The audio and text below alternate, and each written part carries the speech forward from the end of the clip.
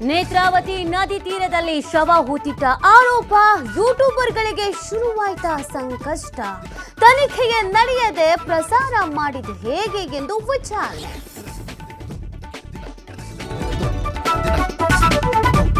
ಧರ್ಮಸ್ಥಳ ಮಂಜುನಾಥ ಒಬ್ಬರಿಗಲ್ಲ ಎಲ್ಲರಿಗೂ ಇರುವವನು.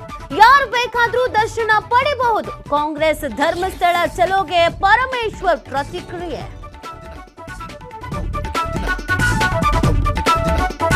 ಕೇಂದ್ರದವರು ನಮ್ಮಿಂದ ಹೆಚ್ಚು ಜಿಎಸ್ಟಿ ಪಡಿತಾರೆ, ಆದ್ರೆ ಕೊಡೋದು ಮಾತ್ರ ಕಡಿಮೆ. ಸಚಿವ ರಾಮಲಿಂಗಾರೆಡ್ಡಿ ವಾಗ್ದಾಳಿ.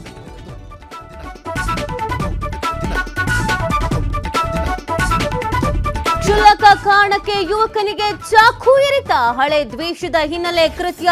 ಹುಬ್ಬಳ್ಳಿಯ ಈಶ್ವರ ನಗರದಲ್ಲಿ ನಡೆದ ಘಟನೆ.